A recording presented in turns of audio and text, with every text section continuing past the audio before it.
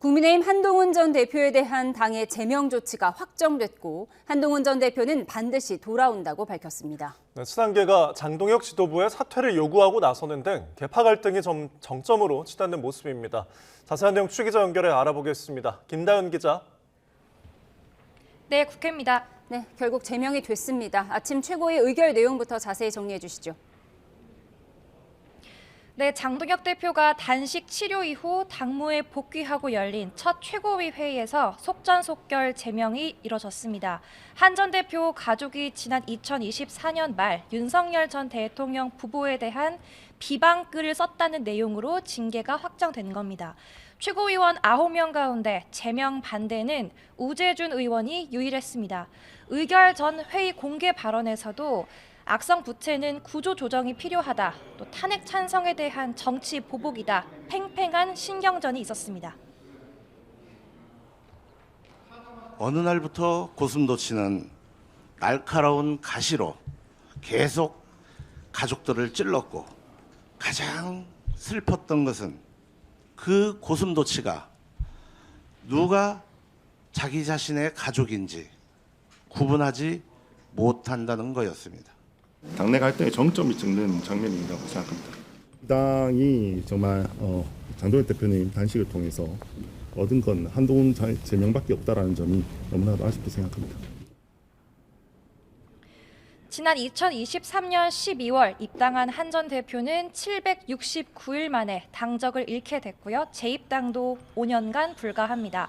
한 전 대표 측근들은 지방선거를 지겠다는 거라며 장동혁 지도부의 사퇴를 요구했고 조금 전 오세훈 서울시장도 강한 어조로 장동혁 대표의 사퇴를 촉구했습니다.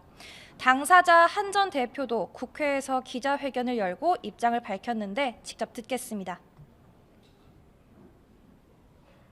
저를 제명할 수는 있어도 국민을 위한 좋은 정치의 열망을 꺾을 수는 없습니다. 저는 반드시 돌아옵니다. 초재선 중심의 소장파 의원 10여 명도 지도부의 뺄셈 정치에 우려를 표명했는데 동시에 한 전 대표를 향한 성찰 요구도 나왔습니다. 개파를 허용하지 않는다는 당헌 규정이 무색할 정도로 당내 반발이 심상찮은데 장동혁 대표가 이를 잠재우고 결집을 이룰 수 있을지 리더십이 또 한 번 시험대에 올랐습니다. 네, 더불어민주당 분위기는 어떻습니까?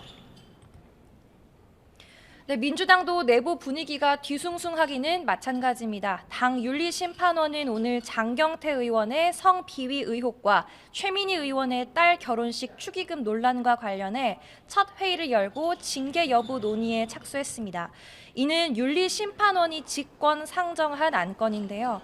이제는 탈당한 김병기, 강선우 의원에 대해서는 빠른 징계 논의가 이뤄진 것과 달리 정청래 대표와 가까운 두 의원에 대해선 미온적이라는 형평성 지적을 의식한 거란 분석이 지배적입니다. 오늘은 조사 내용을 공유하는 차원의 회의라서 두 의원이 직접 참석하지는 않았습니다. 최 의원은 지난해 국정감사 기간 국회에서 딸의 결혼식을 열고 피감 기관으로부터 축의금을 받아서 논란이 됐습니다. 오늘 열린 과방위 회의에서 자신에게 화환을 요청받았다고 주장한 이진숙 전 위원장을 위증 혐의로 고발하며 입장을 밝혔는데 직접 들어보겠습니다. 저는 딸이 국감 기간 중에 국회에서 결혼하는 것을 말리지 못한 점에 대하여 이 부분에 대해서 깊이 사과드립니다. 그러나 제가 하지 않은 일에 대하여 사과드릴 수는 없습니다. 네, 원내 상황도 알아보겠습니다. 오늘 국회 본회의가 열렸죠?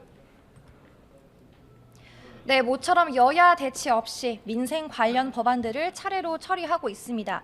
비쟁점 법안 92개가 대상입니다. 정부의 전력, 용수 같은 기반시설 확충과 보조금 지원을 명시한 반도체 특별법이 곧 상정되고요.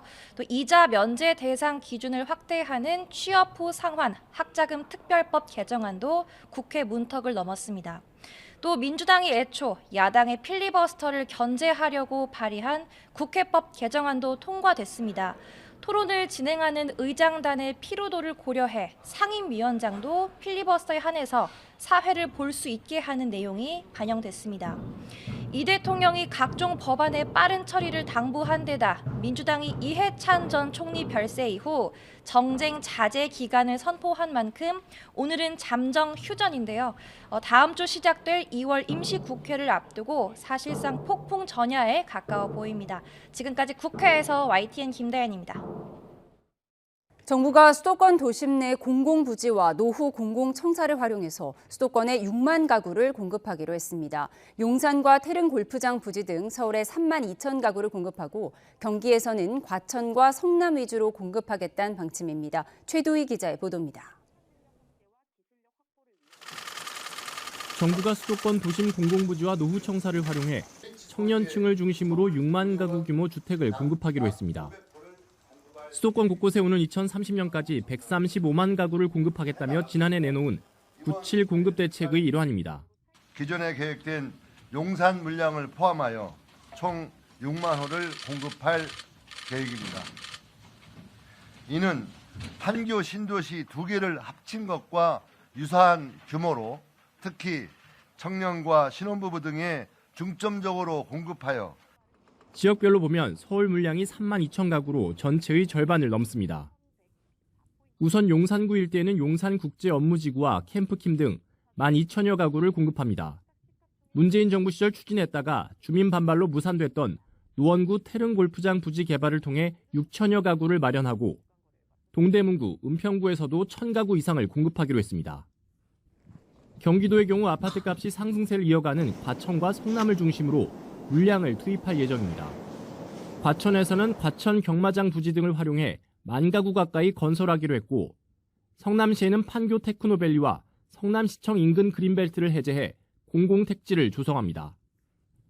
아울러 서울의료원 남측 부지와 같은 노후청사 복합개발을 통해 1만 가구 가까이 공급하는 방안도 담았습니다. 정부는 해당 지역을 토지거래 허가구역으로 지정해 투기성 거래를 차단하기로 했습니다. 이와 함께 속도감 있게 사업을 추진해 내년부터 주택 착공에 돌입하겠다는 계획인데 국민이 체감할 수 있는 공급 속도전이 정책 성패를 가를 전망입니다. YTN 최두입니다. 슈퍼사이클을 탄 반도체 사업을 품고 화려하게 부활한 삼성전자가 다음 달 양산될 HBM4를 기점으로 본격 경쟁에 나섭니다. SK하이닉스는 이미 HBM4를 양산 중이라면서 압도적 시장 점유율을 지키겠다고 자신감을 보였습니다. 코스피는 반도체 투톱의 호실적에 또다시 사상 최고치를 기록하면서 장을 마쳤는데요. 취재기자 연결합니다. 손혜정 기자, 먼저 삼성전자 실적부터 자세히 전해주시죠. 네, 국내 시가총액 1위 삼성전자가 호실적을 가지고 돌아왔습니다. 삼성전자가 발표한 지난해 1년 동안의 영업이익은 43조 6천억 원으로 역대 4위 수준을 기록했습니다. 매출은 11% 정도 증가한 333조 6천억 원으로 역대 최대 기록을 썼습니다. 저조한 성적을 받았던 상반기와 달리 지난해 4분기 반등하면서 실적이 개선됐습니다. 4분기 영업이익이 20조 원, 매출은 92조 8천억 원으로 매출과 영업이익 모두 분기 기준 사상 최대 기록입니다. 특히 반도체의 역할이 컸습니다. 반도체 사업 부문의 4분기 영업이익은 16조 4천억 원으로 1년 전보다 3배 넘게 불어났습니다. 삼성전자는 최근 범용 D램의 수요 강세와 가격 상승, 또 HBM 판매 확대도 이번 실적에 크게 기여했다고 설명했습니다. 오늘 오전 9시부터 진행된 컨퍼런스 콜에서는 HBM4를 기점으로 그동안 뒤처졌던 HBM 시장에서의 입지를 넓혀 나간다는 계획도 밝혔습니다. 삼성전자는 HBM4에 대한 고객사들의 품질 검증이 순조롭게 진행돼 완료 단계에 진입했고 다음 달부터 본격 양산 출하가 예정돼 있다고 설명했습니다. 특히 올해 모든 생산 물량에 대한 구매 주문이 이미 이뤄져 올해 HBM 매출은 지난해보다 3배 이상 대폭 개선될 것이라고 자신했습니다. 경쟁사보다 많은 생산 여력을 활용해 점유율 확대에 나설 것으로 예상됩니다.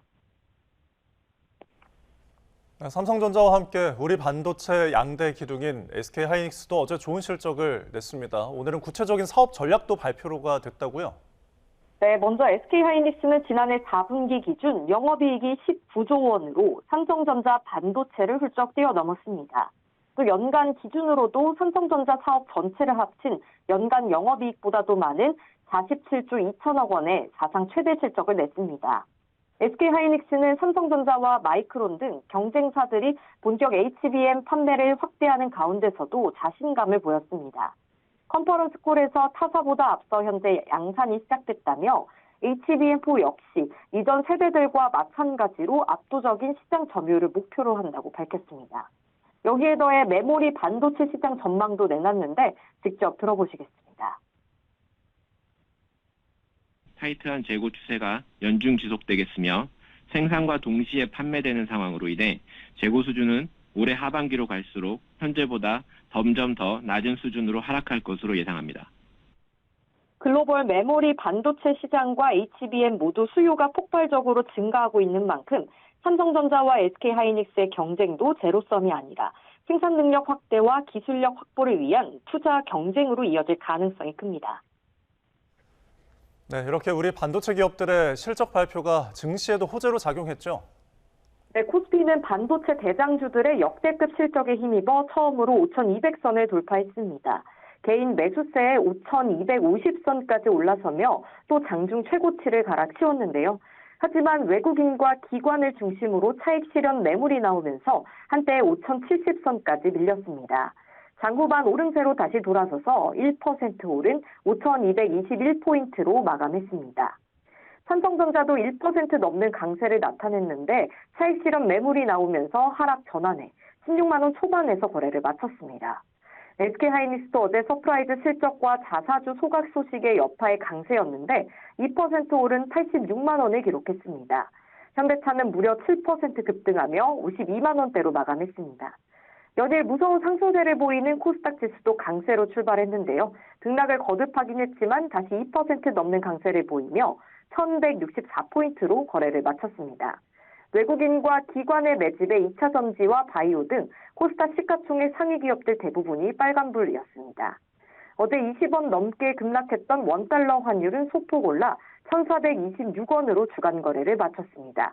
지금까지 경제부에서 전해드렸습니다.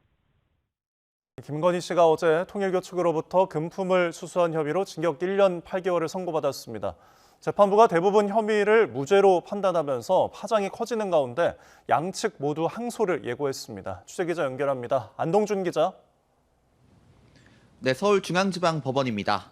네, 먼저 어제 선고 내용부터 정리해 주시죠.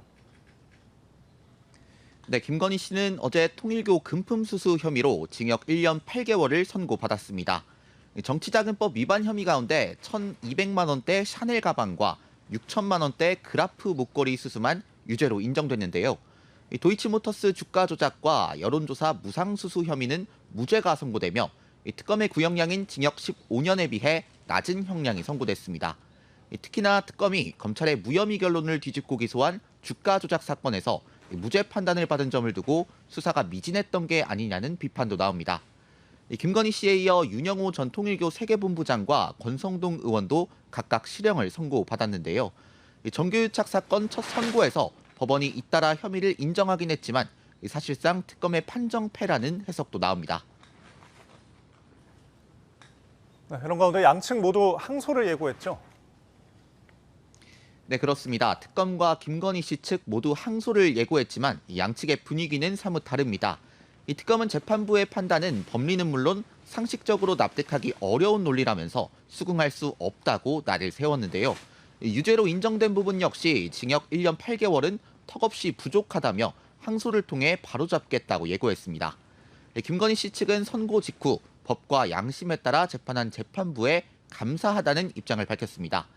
그러면서 정치 권력이 수사에 개입하면 어떤 결과를 초래하는지 보여준 판결이라며 특검 수사를 깎아내리기도 했습니다. 유죄로 판단한 부분에 대해서도 영부인이라는 지위 때문에 무거운 형량이 선고된 것 같다며 항소를 검토하겠다고 밝혔습니다. 3대 특검의 다른 재판 상황도 알아보겠습니다. 오늘은 조태용 전 국정원장의 두 번째 준비기일이 열렸죠? 네, 그렇습니다. 법원은 오늘 오전 직무유기 등 혐의를 받는 조태용 전 국정원장의 두 번째 공판 준비기일을 진행했습니다. 조 전 원장은 비상계엄 선포 계획과 계엄군이 당시 여야 대표를 잡으러 다닌다는 홍장원 전 국정원 1차장 보고를 받고도 국회에 보고하지 않은 혐의를 받는데요.